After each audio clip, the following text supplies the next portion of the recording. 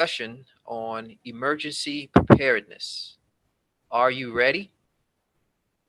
Now, keep in mind the 30-day redemption is about mind, body, and spirit. And we're 4 days in, and we have 6 more days to go of the mind segment.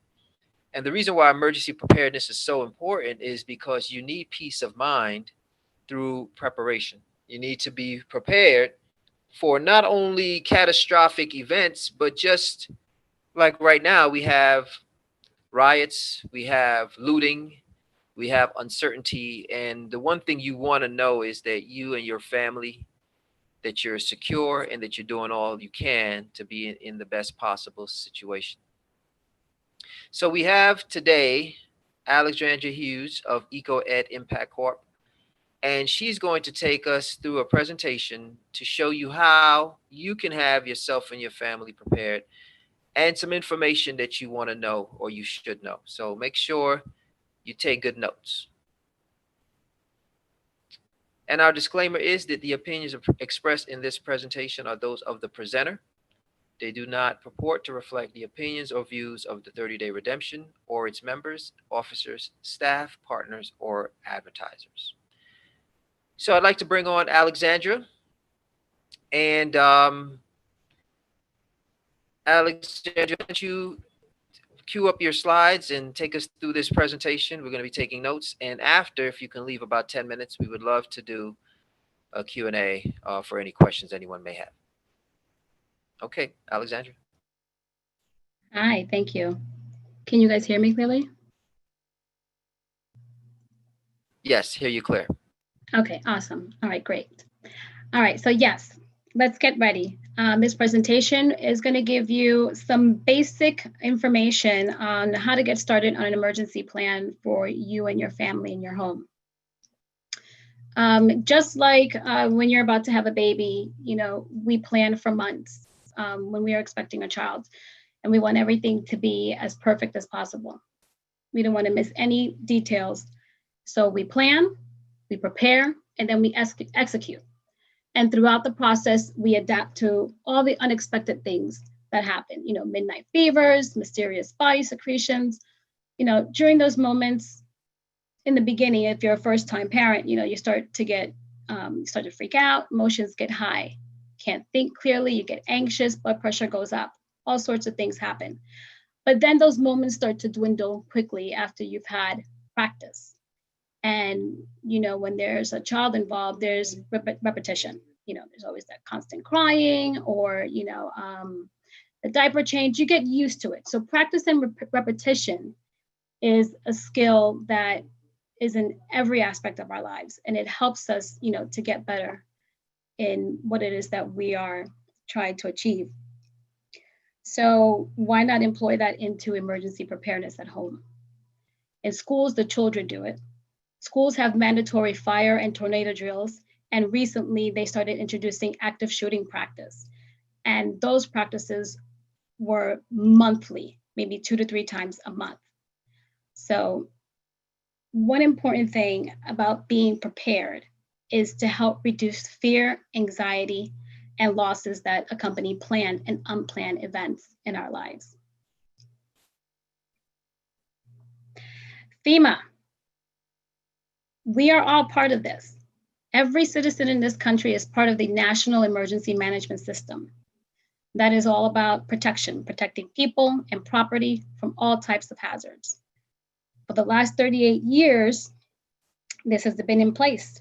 It has a slew of information that can help you prepare for your own emergency plan. Now, they help us and protect us in national emergencies, but they do have very valuable information that we can use daily in our own homes and in our communities.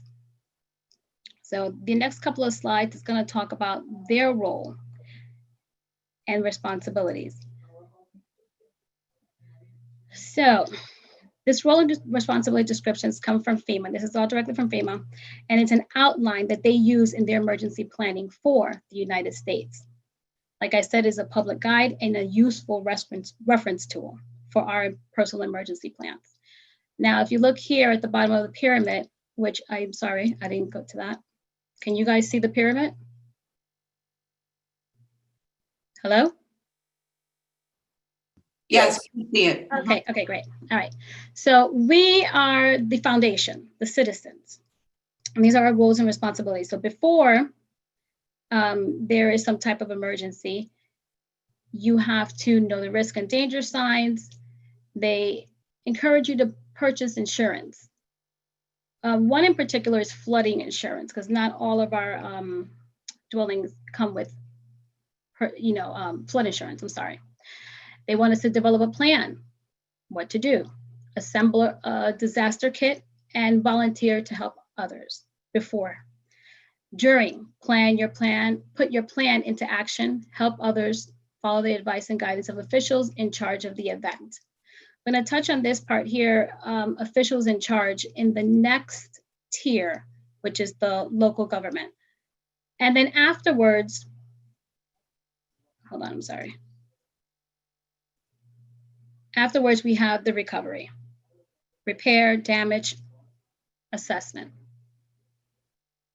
1 second, please. All right, now the second level, and we're going to go back to the citizens, because after we go through these roles and responsibilities, I'm going to go into a little more details about what you as the citizen can do to mitigate the effects of a hazard in your area. All right, so the second level here, we have the local government. And that consists of paid employees and volunteers. They are the first responders in the event in an emergency. These individuals are engaged in preventing emergencies from happening and being prepared to respond if something does occur. Most emergencies are handled at the local level, which puts a tremendous responsibility on the community for taking care of the citizens. You have the mayor, you have the commissioners, you have public works, transportation, the school board, all of those different entities have to put their plans into action for their city. It is imperative that you know who these personnel are. It's imperative that you are involved in your local government to see, what do they have planned? What are the strategies? Where are the resources? Up here on the screen, it says, they identify the hazards and assessing potential risks to the community. So they already have a plan. They know where all the hazards are, where the resources are, the evacuation routes. They have all this information. You as a citizen just need to plug into that and know where it is and know how to get those resources and hopefully be able to volunteer and be part of that team. Also, when they are making, making up policies and regulations, you also want to be able to put your opinion in there. You want to see what's going on in your city. Very important thing to know, which I did not pay attention to years ago, was, who are my city officials? How long are they in term for? When are the elections? What does this person stand for? So looking at your local government is very important because they dictate your everyday life, your education, the schools, the health, the safety, economics, security, shelter, everything is in that local government. Also, evacuating the community to a safer location. This is their responsibility. So they have a master plan. I live in Florida. So when hurricane season, which we are in, they will come out and they'll start, advising people of where the shelters are, the bus routes to take residents to the shelters, not only shelters for people, but shelters for the animals. So it is something that, you want to have somewhere in your house, have that information in case of an emergency and not wait until, there's an emergency and you're glued to the TV to try and get this information rather than preparing.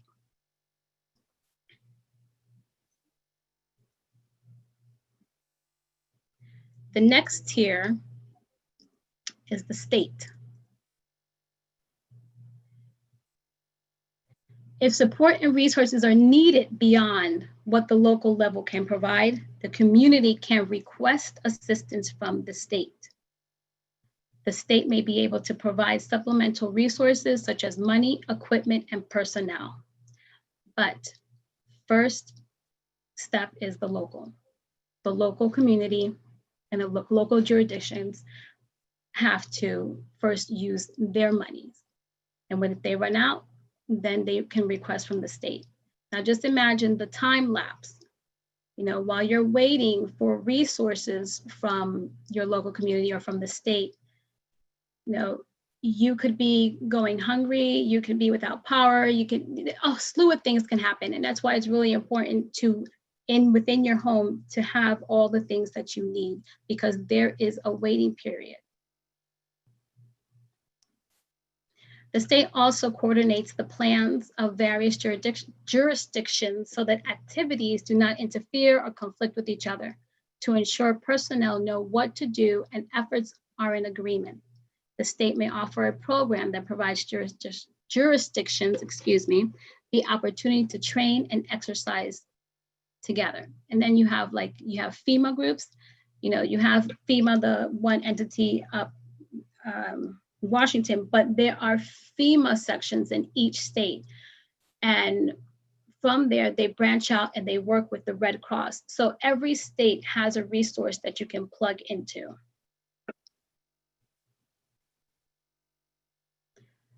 At the top of the pyramid, we have the federal government.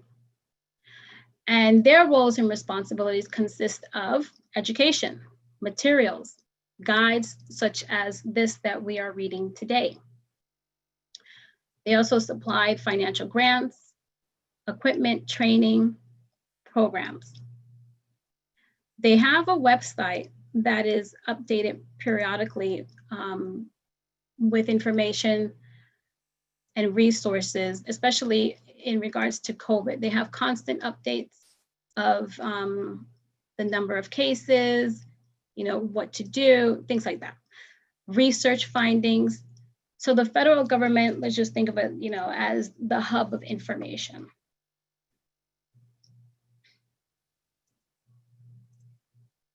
Preparedness begins with you. No matter what, at the end of the day, the foundation is you. Your preparedness is what's going to guide you into health, to a healthy and safe environment.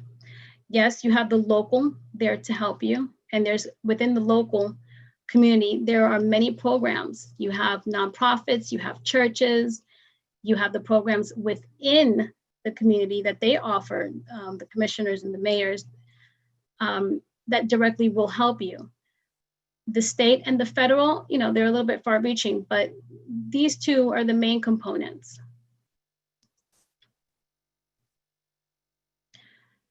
Now that you know a little bit more of what's going on in your community, you know who your mayor is, the commissioners, your policies, where your EOC is, where your evacuation zones. Once you know all that information,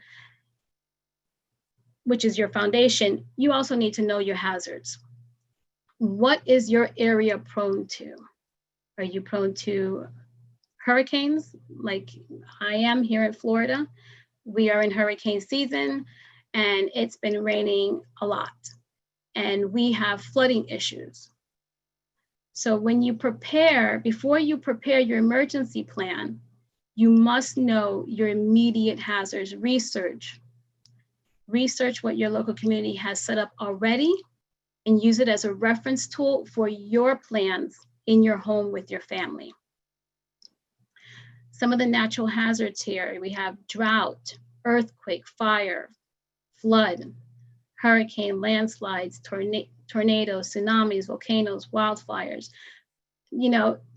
Every section of the United States has a propensity for one of these hazards. It's not, well, in Florida it does get hot, but we really won't see a landslide.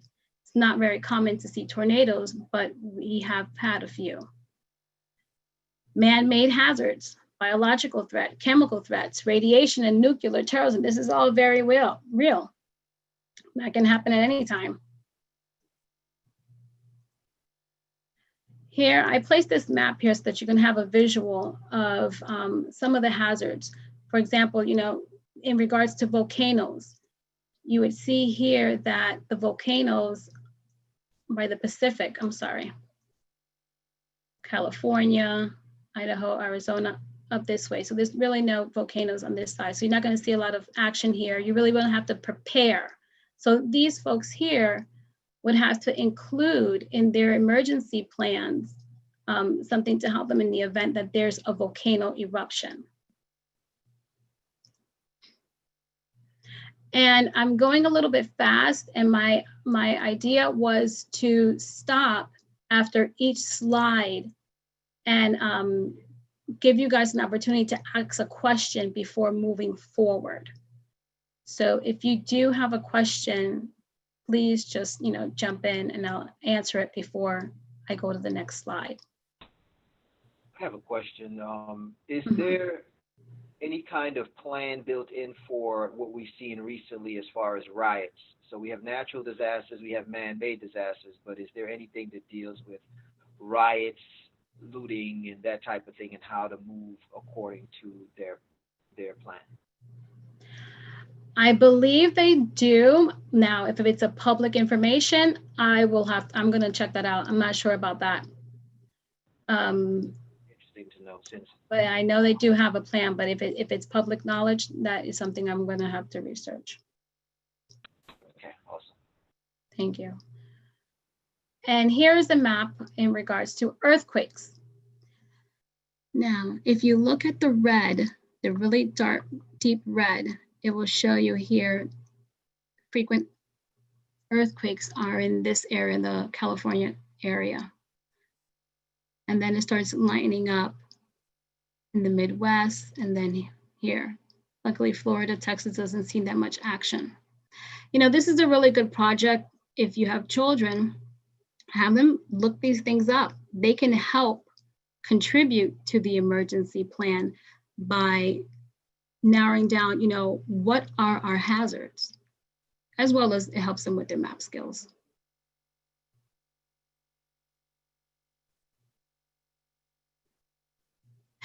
Did you know there's a whole bunch of nuclear power reactors down here in the south area? See these little dots here? This one represents 1 unit, 2 units, 3 units. God forbid somebody hits one of these nuclear power plants. What would you have to do? How would you secure yourself? Where would you go? Definitely don't go outside. One of the things to do, 3 factors for protecting yourself from radiation and the fallout. That's when there's an explosion and what falls out, they call it the radioactive material. The 3 things you need to do is get as far away from where these particles are, where the explosion happened. Shielding. Shield yourself, inside a building where there's thick walls, concrete, bricks. And then time. That can last 2 weeks. So you don't want to think that, oh, it's over, I don't see anything. The radiation, those particles still stay in the atmosphere for 2 weeks. So that is something to really look into and think about and just, prepare for and have in the back of your head, like, oh, wow, what if we got a terrorist attack and they went for one of these nuclear reactors?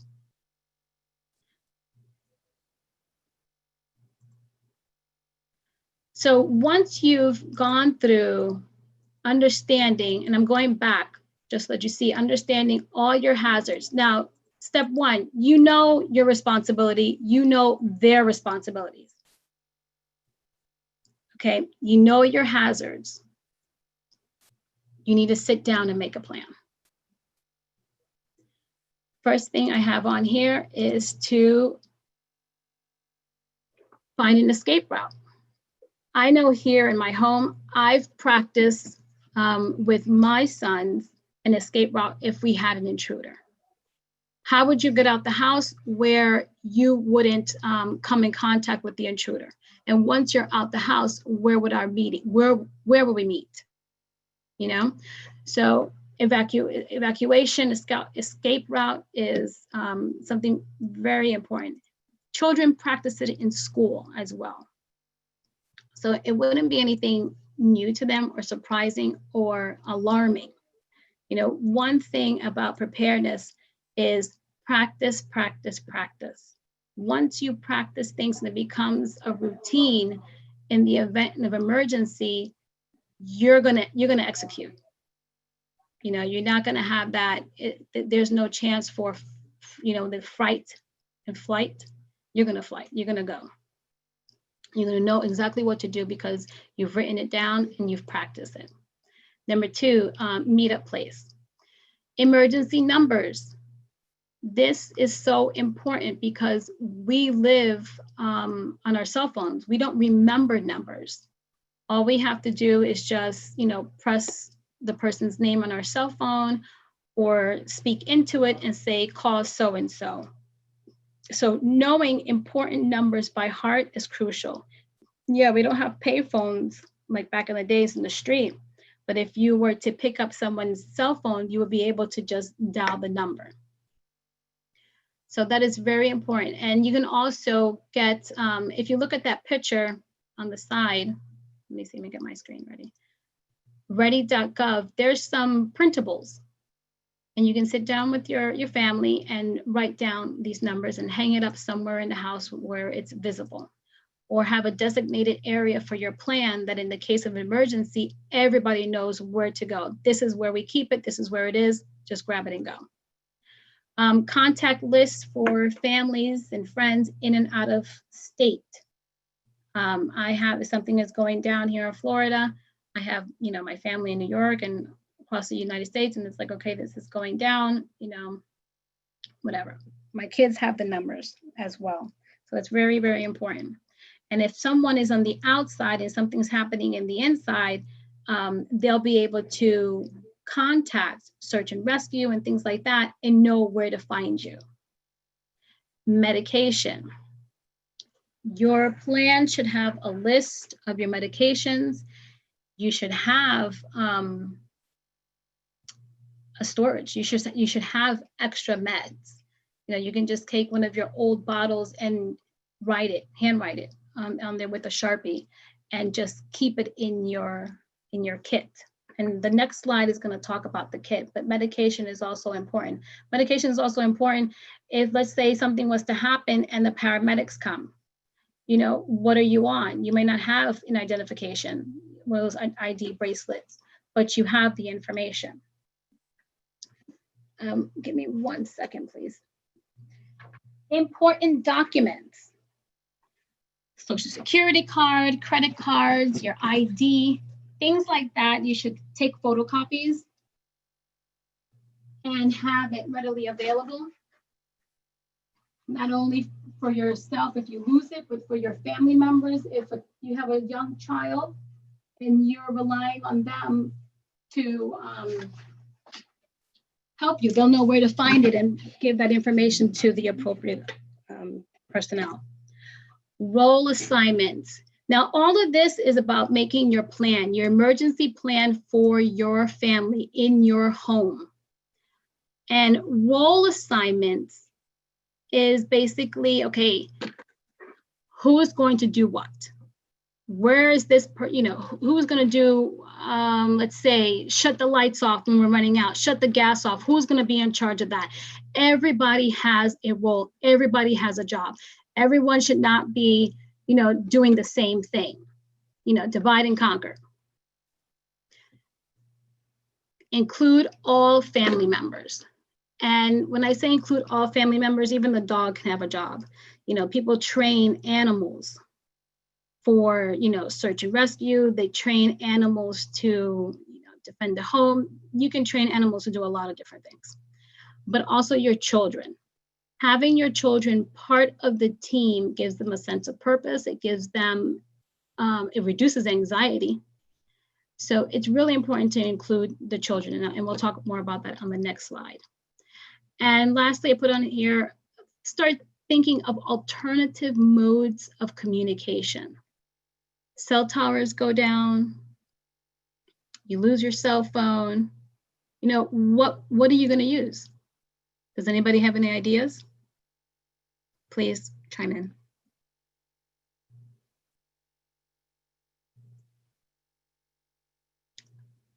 Well, a walkie-talkie is always good. Teaching the kids how to do Morse code would be really fun. So there's different modes of communication out there, and it's something to explore and add to your plan. Before I go on to the next slide, are there any questions on this slide?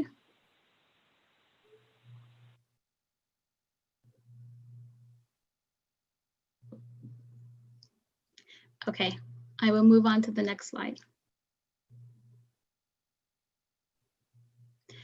The next slide is about youth preparedness. And children get anxious, just like us adults when there is an emergency, just like right now, everything that we're going through, children do get anxious. And it's important for us to clarify, misunderstandings, all the different thoughts that go, in through their heads.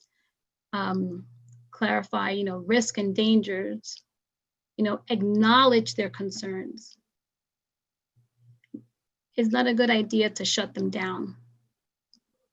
Even if they ask you 100 times, like, what's going on, what's going to happen, what is that, what is it, just be patient, because if they're coming to you, in their mind, they're probably thinking a whole lot of different things, and it's making them nervous, it's making them anxious. So they look to you as their comfort for answers. You're the adult. So just take the time and be patient with them. Something obviously hasn't synced into them, so just be patient. Discussions of preparedness plans can strengthen the child's sense of safety and security. Give them a skill. Let them practice how to use ham radio is another alternative way of communicating. And it might be a little hard for young children, but if you have a young adult, you have a teenager, that might be something really interesting to them, and it will be helpful for the family emergency team. Tying knots. What if there's a flood? And with Hurricane Dorian over in Abaco Island, many have saw the destruction of those flood waters. What if someone had a rope, knew how to tie a nice tight knot, and tied it around a tree, you could have saved yourself from drowning and being swept away. Teaching the kids first aid. Someone gets hurt, mom or dad or a sibling gets hurt, you have the skills. I can bandage that up. I could do a tourniquet. I can do something. Having that sense of purpose, they don't have time to be afraid or be anxious. They're ready to put their hands in there and save the day. CPR. Children can learn CPR. Children have saved other children with that skill. So if we go to the PowerPoint here, encourage children to talk and listen to their concerns, calmly provide factual information about the disaster and plans for ensuring their ongoing safety. Involve your child, plan with your child. During these times where our schedule is, we're waking up whatever time of the day, going to bed late, we have to stick to a routine. Reestablish the daily routine. Pretend like you're going to school. Let's do some activities in the house. Let's read some books, go outside and play a little bit, spend time together. Before I move on, does anyone have any questions on this slide? Do you have any resources available for things that you could do with your children, or things that you could do with younger children, like between the ages of, or for children that are 8, 9, and there's one that's 2 years old? Please and thank you. Yes. 8, 9. You said 8, 9, and 2 years old. Now, do you want, in regards to activities related to emergency preparedness? Yes, ma'am. Okay. Well, I know for sure one fun thing that kids like to do, and I've done with my children, is learn how to filter water. That is a good skill for them to learn, because when there's a hurricane or any disruption, our water supply is sometimes first to get hit. We want to make sure that we're drinking clean water. So I can provide something later, but you can also look online and on YouTube and teach them how to filter water. Let them understand the importance of, clean water. And it doesn't take much. Just takes, coffee filter and some rocks.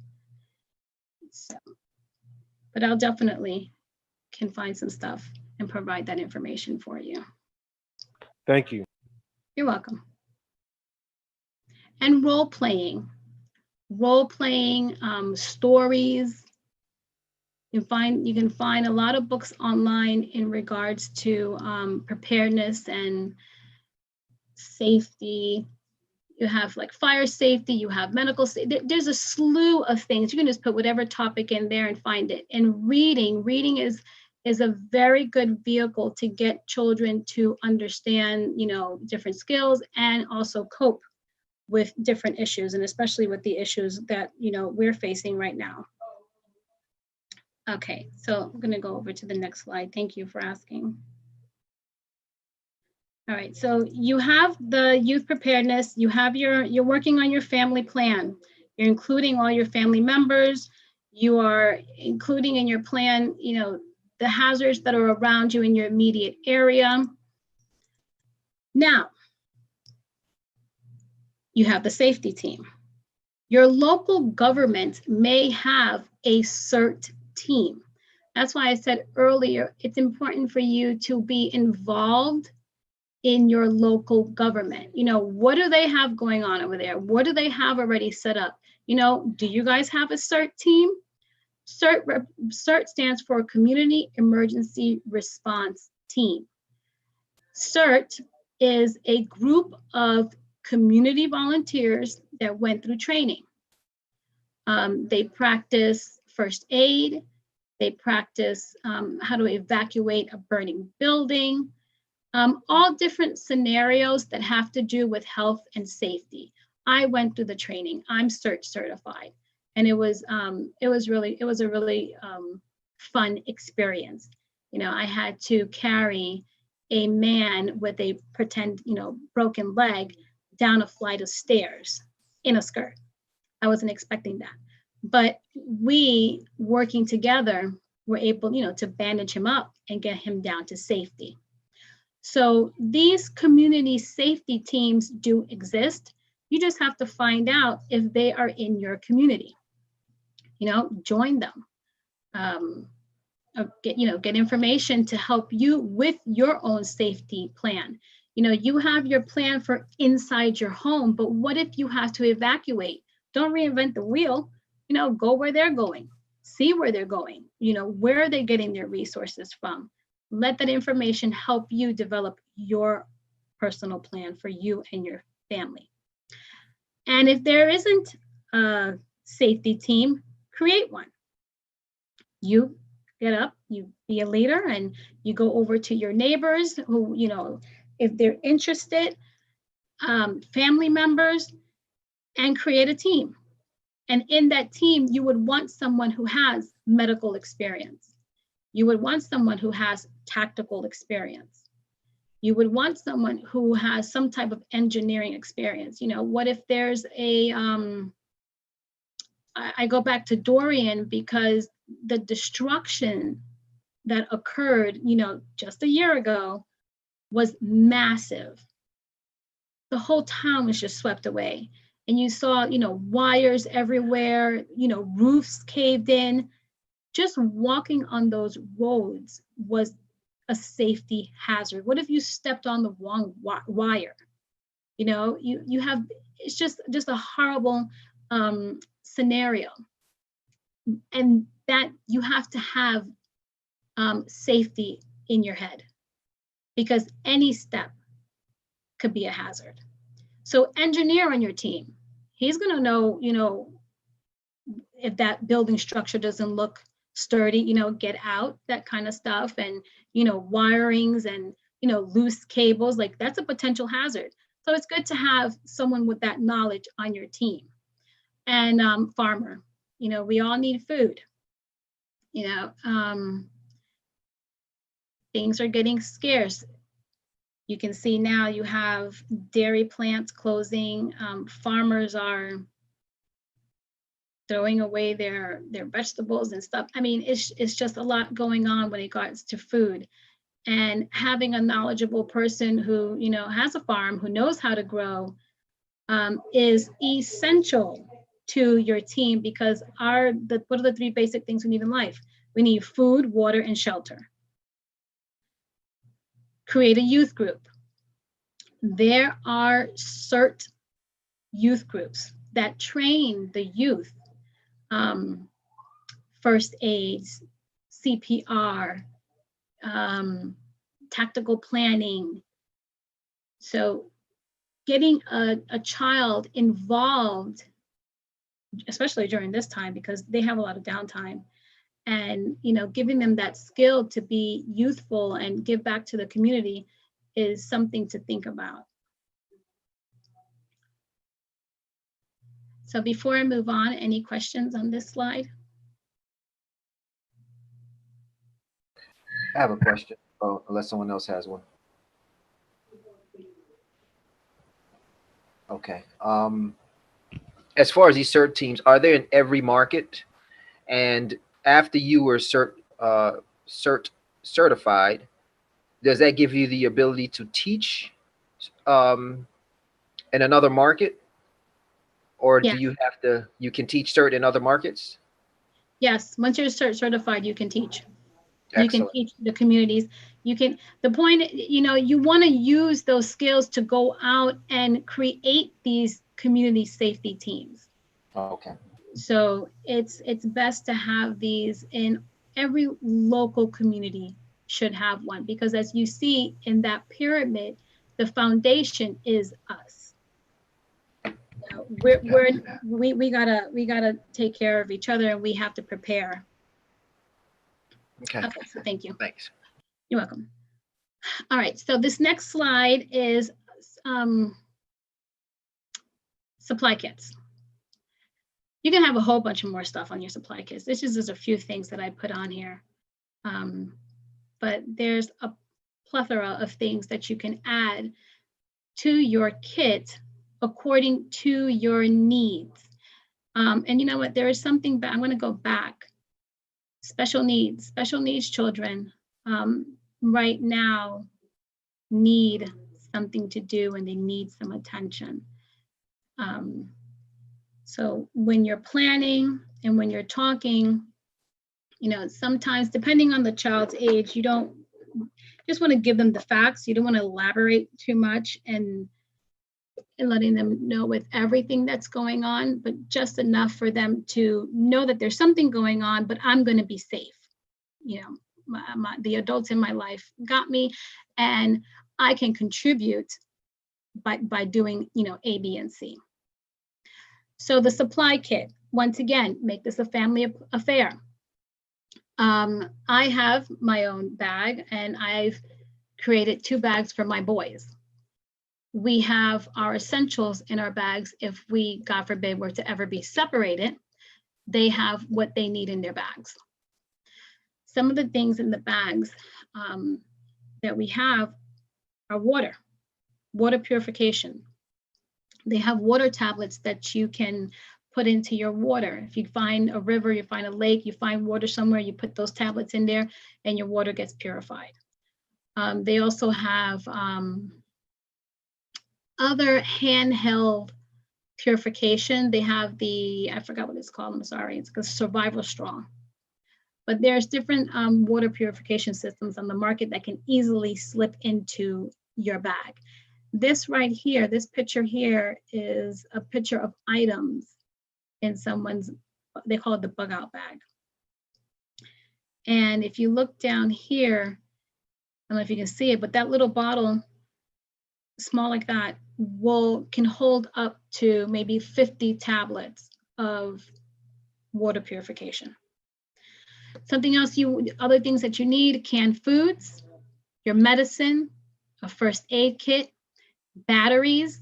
If you go on Amazon, something really cool, they have these adapters where it's the shape of a C battery and it's charged by 3 AAA batteries. C batteries are usually the ones that go off for, go first, but they have adapters to accommodate. So that's really cool. Waterproof matches, weapon. You have a gun, you have knife, machete, whatever weapon that you choose, have a weapon. Rope. Plastic garbage bags. Plastic garbage bags is good for collecting water. So you always want to have a plastic garbage bag. Water, shelter, keep yourself warm. You can do a lot of things with a plastic garbage bag that you can get for $1 at the Dollar Tree. Your hygiene essentials: soap, deodorant. An alternative for deodorant would be baking powder, baking soda. You just put some baking soda in a little thing and that's deodorant. Battery powered radio or ham radio. If you have ham training, even better. Light sources, MREs, alternative cooking methods. I can't see my slide, I'm sorry. Oh, and ID. Always, always, always have recent pictures of yourself, of your children. Take a copy of IDs, take a copy of your credit cards.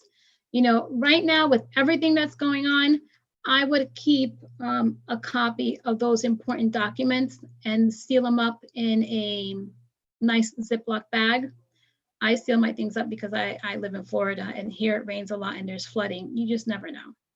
So always have those documents in one spot, all together secured, so that in the event you have to, go, you just grab that and just keep it moving. And lastly, I have here, clothes according to your climate. A map. Not too many children know how to read a map.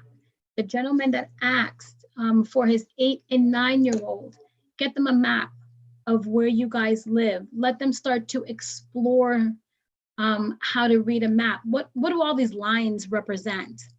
What are the highway lines? Where are these highways leading? What will lead us to? That is an activity that the kids can start doing, today. Let's open up the map. Let's look. Let's pretend we're going on a road trip. Which street we're going to go down? Teach them map skills. In the event that we do have to evacuate and there's no GPS, how are you going to get from point A to point B? Do you have a compass? Do you know your north, south, east, and west? So those are other skills and activities that can be done at home, during these times. Fire extinguisher. Everyone should have a fire extinguisher in their home. Learn how to use it. I put this safety vest here because it reminds me of what happened in Dorian. How many people would have been saved if they had one of these in their home? So that is something to think about. It is something to have in your home, especially if you are in a flood zone area.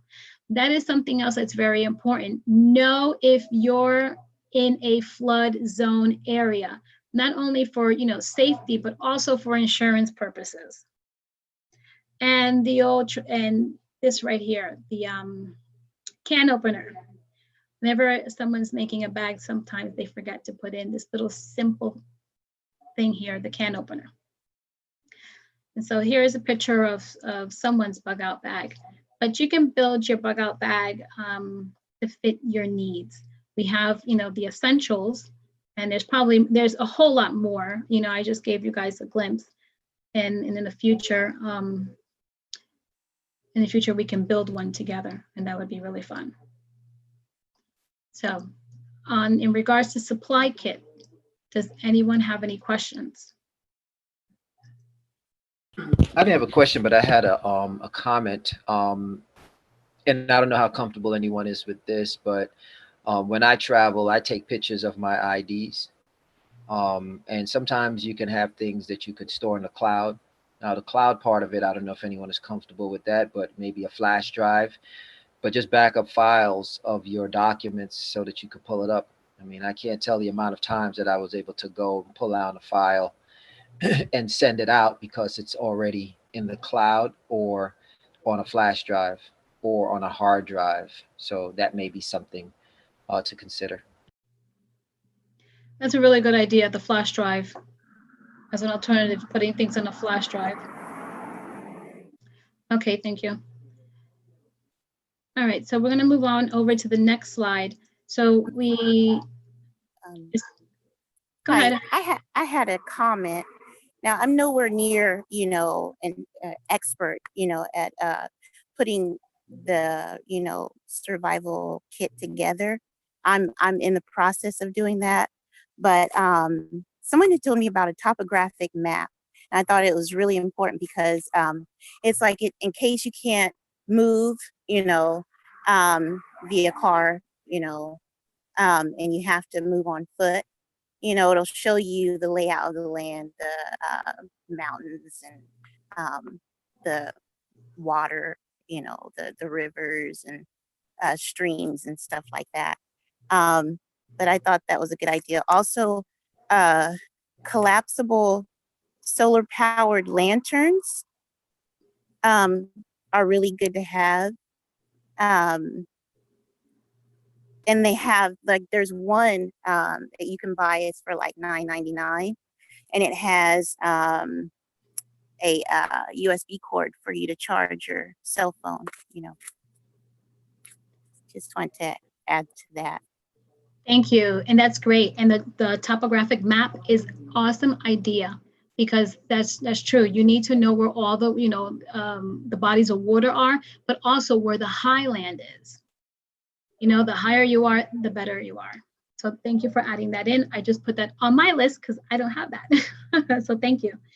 And yes to the lanterns. If you see, I always go to the clearance section and the camping section of Walmart, of whatever store I'm in. And usually you'll find some things on clearance, especially like those lanterns. And another good thing also are the solar power panels. That's something good to just buy and have, because you Yes, can thank you. yes, those solar panels is a must have. So I think I purchased one a year ago off of Amazon, and it wasn't very expensive. And then you have, the little solar power generators, and you can plug in, your phones. You can plug in, all the things that you need to plug in. So thank you very much for adding that in. Also, No and problem. I'll let you continue after this, Alex. When I was in abroad, they have solar powered light bulbs. I think I still have a bunch of them over there. And there's these light bulbs that have the little solar thing on the side, and you charge it up and you use it. And so since they had blackouts often there, it was just good to have. And so I have a supplier for that if anyone's interested, and I can look into that. But solar powered light bulbs, charge with the sun, use it anywhere. Awesome. And the gentleman that asked for activities for the children, um, I have a workshop that I've been working on in regards to teaching the children how to make solar panels. So that's another project, sir, that you can do with your 8 and 9-year-old. And so you said at the end of the presentation, you'll provide those links or resources? Yes. Better yet, I would like to get your information, and I can directly, send you some things. That would be perfect. Thank you so much. You're welcome. Okay, so we're going to move over on to the next slide. Step 4, things to consider. Shelter. Now, to effectively shelter, you must first consider the hazard and then choose a place in your home or other building that is safe for that type of hazard. For example, if you have a tornado, if there's a tornado warning going on, where are you going to go in your room, in your home? They always say, go to the bathroom. That's the safest place to go. So if you live up north and you have a basement, then the basement would be the best choice. So you just have to know your hazard, know your home, and pick the best option. Here in Florida, especially down in Key West, when there's a hurricane coming, they're like, you're not staying home. You need to evacuate. You need to go, high land. You need to go into one of the school buildings. So in some instances, you just don't have a choice. So if you are going to leave, you have to make sure that you know where you're going and what is allowed. Are they going to allow your pet to go?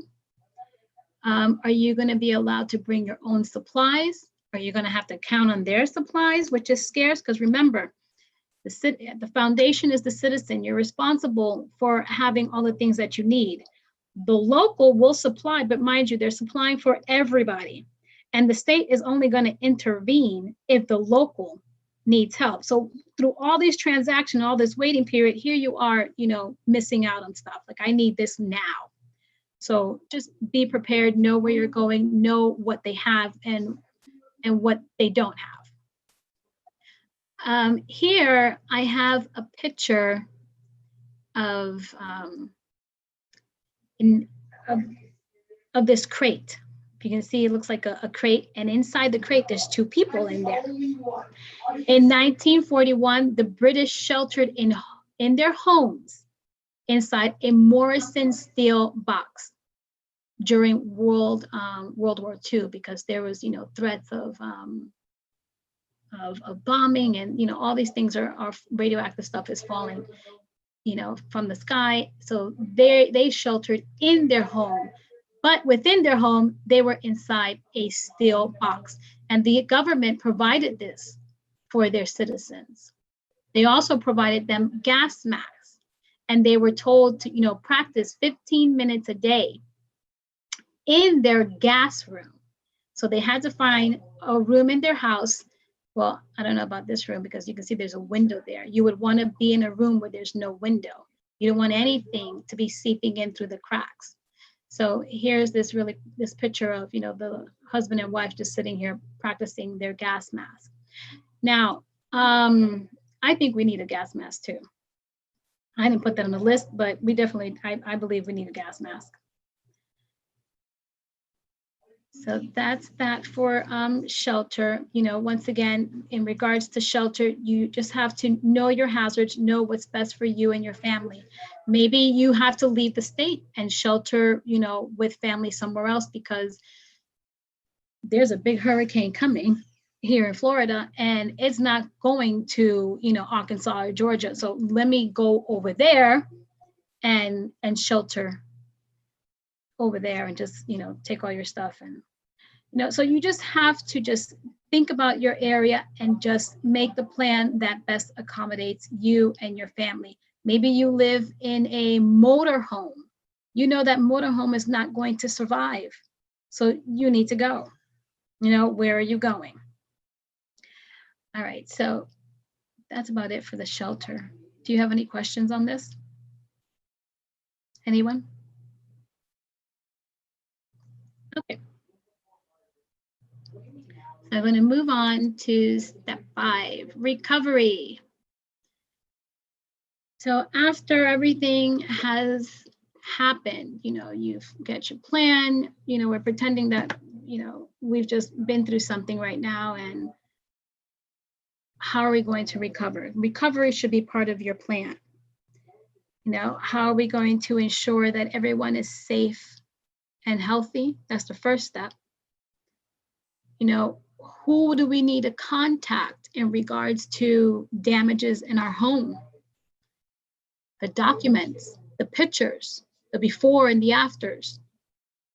You know, how quickly can I get this information to, you know, the insurance company?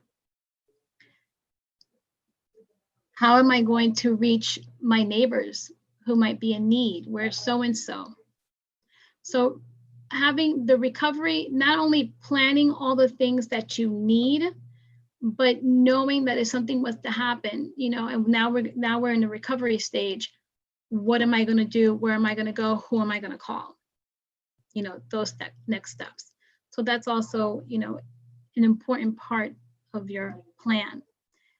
Here we have, you know, a picture of Abaco Island after Hurricane Dorian, and you can see the structure. You know, look at the wires. All that's why I said it's important to have someone. If you, let's say, if you do develop a team, an emergency team, you know, they would advise, you know, what here is dangerous. And if you don't have a team, make yourself, you know, knowledgeable that if I see a wire dangling, you know, you guys, you can't touch it. Kids, don't touch that. Stay away. That's danger. Another thing, show the children pictures. You can tell them, like, oh, if you see a wire down, oh, don't touch it. Well, what is a wire? What does a wire look like? You know, whenever you're doing explanations and teachings, have visuals. As you can see, that's why I have a whole bunch of visuals on my presentation. But, you know, have visuals for the children to be able to make that connection. You know, if God forbid, it's alive and it's, you know, right here in front of me, I remember what that looks like. And if it doesn't look exactly, then I have an idea that, hey, that's something I probably should not be touching.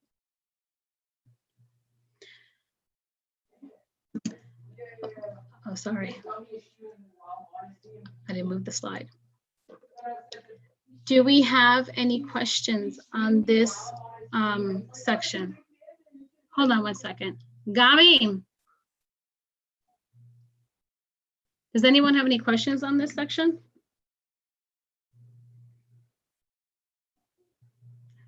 Okay. No, and in the interest of time, maybe we can just kind of go through and Okay. leave a little time at the end for the Q&A. Well, we're done. The Okay. last slide says, by failing to prepare, you are preparing to fail. So I'm open for questions, and I'm hoping that I have motivated you guys to prepare your family emergency plan. You know, there are plenty of online resources, you know, with FEMA, ready.gov. You know, you can also go on YouTube and find, you know, how-to videos, you know, how to purify water, how to tie different knots. You know, you can start educating yourself now. You know, and I'm here to facilitate anyone who has any questions to help them get started. So thank you, everyone, for your All right, attention. awesome. Thank you, Alex, for a great presentation. Thank you. Before we go, let's see if we have any questions. I see Dana, you unmuted. Do you have a question for Alex? Yes, I have a question. Okay. My name is Janye. I have a question concerning the pyramid that you were showing earlier. I'm sorry I wasn't able to ask it earlier. I'm just not figuring out the Zoom. But I wanted to know, I believe it, okay. I wanted to know if you could explain citizen for me, please. Okay. Well, the citizen is you. You know, we are the citizens. Yeah, but And I was wondering if there was more to it, more to your explanation as to. well, in us getting prepared for in the event of an emergency, well, making a plan. Yeah. Okay. Making the plan, but before you make the plan, you know, like I was saying, know what your hazards are. Know what your environmental hazards are. If you live in the South, you know that you're going to have hurricanes, you're going to have tornadoes, you're going to have, flooding issues. If you're out, where is this? I'm east. If you're out west, you know that there's possibilities of volcanoes and definitely earthquakes. So first acknowledging what your issue, what your hazards are in your area, and then bring it home. What are my hazards here in my home? Is my structure, where I live, is it going to be able to withstand the hazards that my area is prone to? So once you have that understanding, it's like, okay, I need to make a plan. I am the citizen. I'm going to my local community. I need to know, guys, what do you guys have planned in the event that there's an earthquake, there's a flooding? What is the evacuation plan? Where are the shelters? You want to go out and you want to find out what's out there already, and then use that for your plan. Because there's something in my house, I know I need to go over there. So how am I going to get over there? Well, I'm going to go this way, that way. That's why I said map skills is important. If you have a car, your modes of transportation. So we have a lot on our plate. So citizen involves being proactive. Exactly. Right? Okay. Thank you for that clarification. You're welcome. Thank you for the question. All right. Did anyone else have any questions for Alex before we wrap it up? All right. Well, Alex, I wanted to thank you for an excellent presentation. Would you mind stopping your screen, and I will go ahead and just show the last few slides for anyone who is interested in any other information. But I definitely wanted to thank you for taking the time to put the information together, and also let us know that there is a lot more. As we can see, many of us are sitting ducks, and you don't have to be a sitting duck, because we have amongst us someone who has training in that field, and other people who will come forward to give us more detailed information in their specific area. So thank you for that. If anyone wants to learn more, Alex will be doing a 3-day workshop, July 16th, 17th, and 18th. And we also have some conversations about some children camp for summer program, I believe, Alex. Is that still something that you're considering? Yes, it is. Can you talk a little bit about that? Okay, well, I wanted to get the children ready, show them the preparedness skills that they can employ in their family. First aid, CPR, I mentioned the knot tying, just different skills for them to acquire so that they can be of help in an emergency situation. And I also would like them to get certified. Excellent. So I have all these different things that I want all them to get these skills in so that they can be productive for their family and their community. What age group are you looking at? 13 and up. 13 to 18. Okay, excellent. Well, thank you for that. So again, these workshops for the 3 days is the 16th, 17th, and 18th of July. That's more for the adults. Maybe Alex will let us know about another one for children, I guess whether in person or remote. For those of you who are already subscribed to the email, you would receive that information in your email. And for anyone that you feel it will be beneficial to this information, shoot us an email, and we will be sure to get that information to Alex. So thank you all very much. Thank you again, Alex. This concludes day 4 of the 30-day redemption. We will see you all tomorrow. Have a wonderful day. Be safe and get yourself emergency prepared. Take care. Thank you. Thank you. Thank you. You're welcome. Bye-bye. Bye-bye.